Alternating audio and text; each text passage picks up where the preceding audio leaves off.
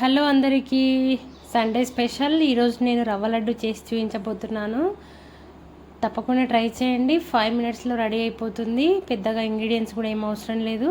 మనకి సన్న రవ్వ ఒక కప్పు, ఏ కప్పుతో తీసుకుంటున్నామో హాఫ్ కప్పులో సగం కంటే కొద్దిగా ఎక్కువగా ఎండు కొబ్బరి పౌడర్, అదేవిధంగా కాజు సన్నగా కట్ చేసుకోవాలి. అదేవిధంగా ఇలాచీ పౌడర్ తీసుకోవాలి. కొద్దిగా ఎక్కువగా వేస్తేనే టేస్ట్ బాగుంటుంది. అదేవిధంగా కాచి చల్లార్చిన పాలు, సో తర్వాత నెయ్యి నా దగ్గర చేసింది లేదు, సో నాకు చేయడం రాదు కాబట్టి నేను జిఆర్బి నెయ్యి వాడుతున్నా. సో ఉన్న దాంట్లో కొద్దిగా బెస్ట్ క్వాలిటీ అని అనిపిస్తుంది నాకు అది.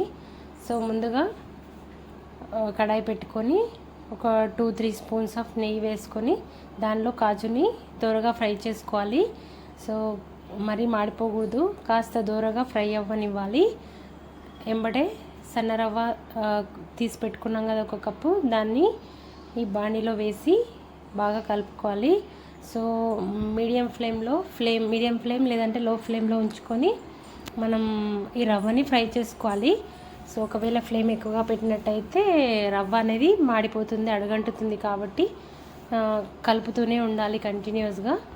సో ఈ విధంగా వీడియోలో చూపించిన విధంగా కాస్త ప్రెస్ చేస్తూ ఉండలు కట్టకుండా మొత్తం అంతా కూడా రవ్వ అంతటికి కూడా నెయ్యి అంటే విధంగా కలుపుకోవాలి.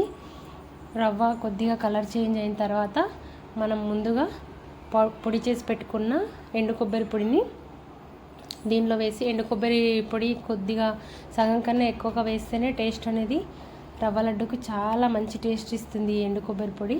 సో వేసుకొని ఈ విధంగా మొత్తం అంతా కూడా ఎండు కొబ్బరి పొడి ఈవెన్గా కలిసేటట్టుగా రవ్వలో కలుపుకోవాలి. సో ఒక ఇంగ్రీడియంట్ మర్చిపోయినాం మనము, షుగర్, అసలైన ఇంగ్రీడియంట్.